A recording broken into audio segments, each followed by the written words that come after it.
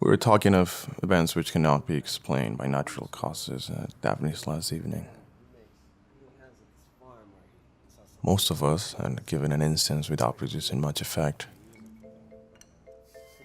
Among the strangers to me was a little man with an anxious face, and that face reminded me of someone. He watched each speaker with the closest attention but said nothing. Then Daphne, wishing to include him in the talk, Richard, turned to him and asked, you have no experience that you could narrate, no story that could be explained?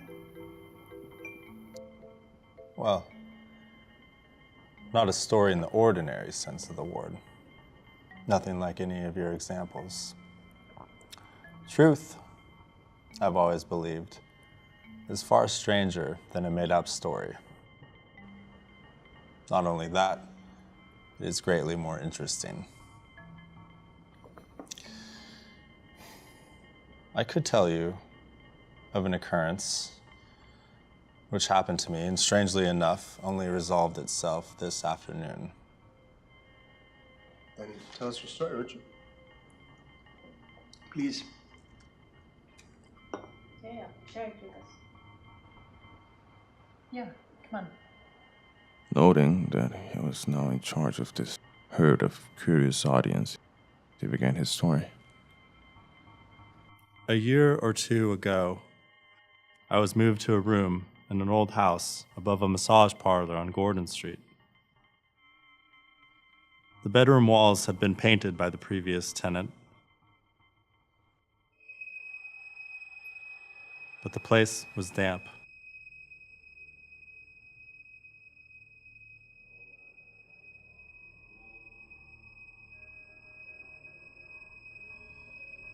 There were great patches on the walls.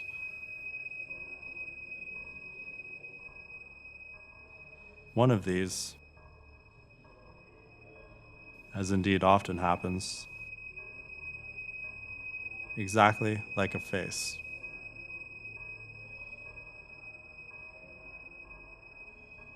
Lying on my bed in the morning and delaying getting up, I came to think of it as real as my fellow lodger.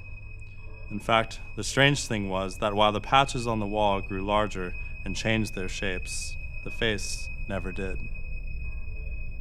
It grew more and more real and remarkable.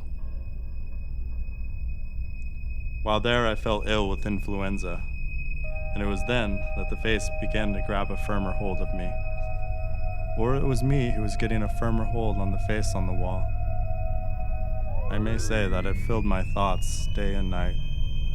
There was a curious curve of the nose, and the forehead was remarkable. In fact, the face of an uncommon man, a man in 1,000. I felt as if I was losing control. It felt as if the face was now controlling me.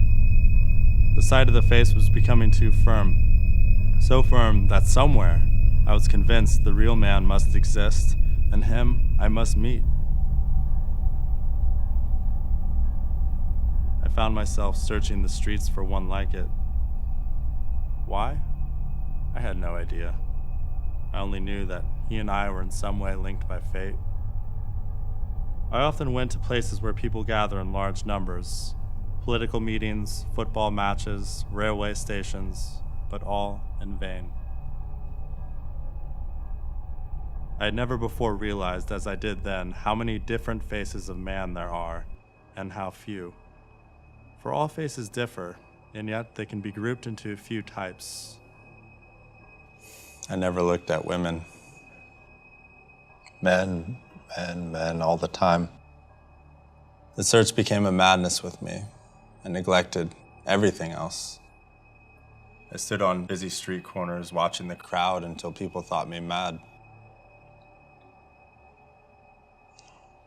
And then, at last, I saw him.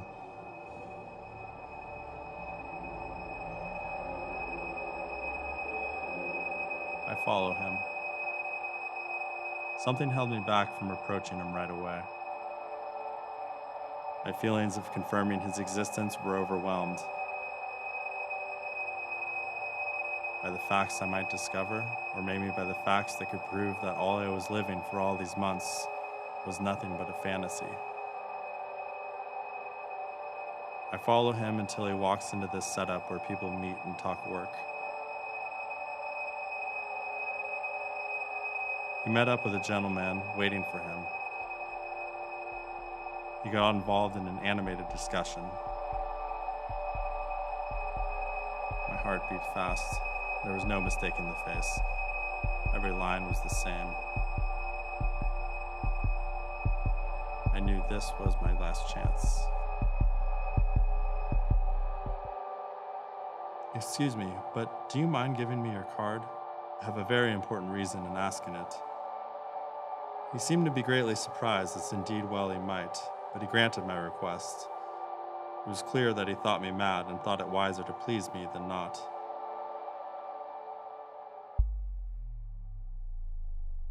I read the card.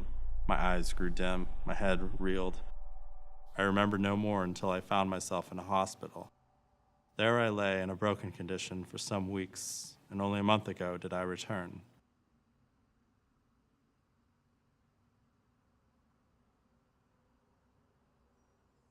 I went back home, to my room, to Gordon Street, and set to work to find out all I could about this person. But all that I could find was that he had English parents who had resided in London somewhere. But where? To that question I had received no answer. And so time went on until yesterday morning. As I always do, I looked at once at the wall on which the face is to be seen. I rubbed my eyes and sprang up. It was only faintly visible. Last night it had been clear as ever. I almost could hear it speak, but now it was a ghost of itself. I got up, confused and sad, and went out. Early editions of the papers were already out. You all must have seen it. Mr. Arthur Gordon, the Nantucket millionaire, motoring on freeway, was hit by a truck and the car overturned. Mr. Gordon's condition was critical.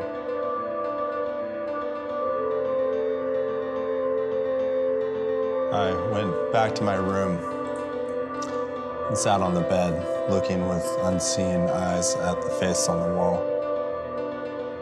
And suddenly, even as I looked, it completely disappeared.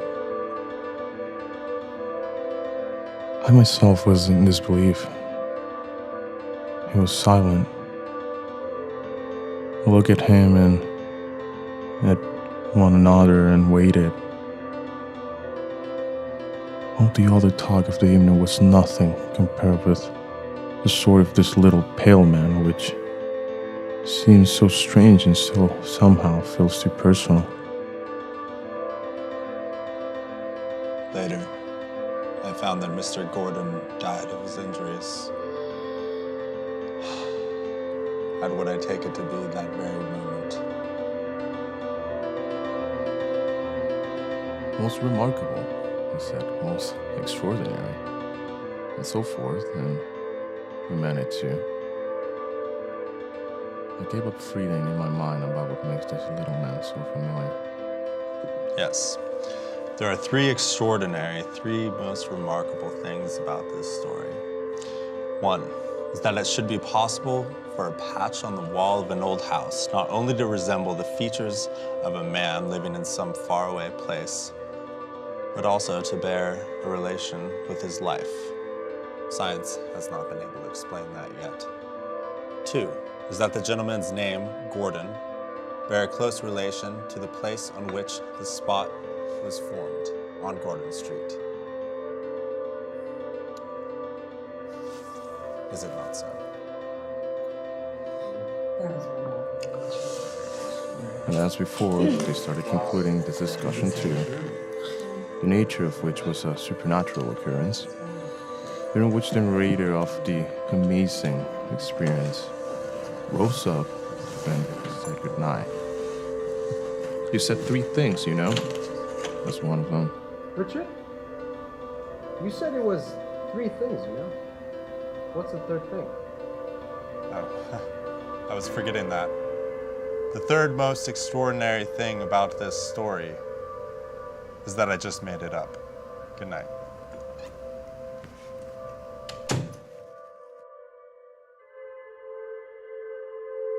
As I started writing this event in my diary yesterday, I recalled why the little men seemed so familiar.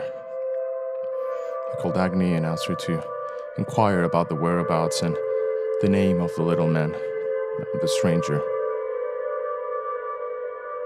Truth, I always believe, is not only stranger than a made-up story, but also really more interesting, he said. While his made-up story was more interesting, the truth is far more strange.